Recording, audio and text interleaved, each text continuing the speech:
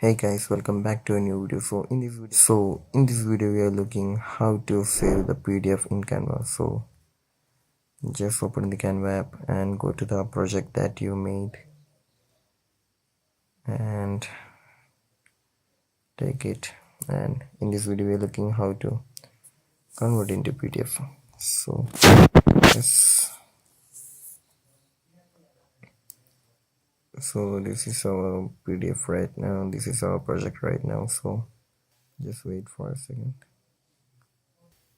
As you can see, there's an arrow and a box right there in the right top corner. Just by tapping on that you can see download option, and there's an we can change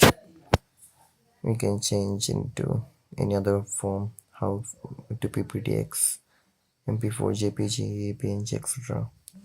Also give, so I choose pdf right here, and just by tapping download, the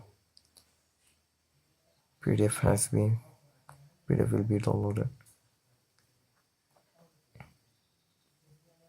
So I hope this video was useful for you. So just like, share, subscribe to our channel.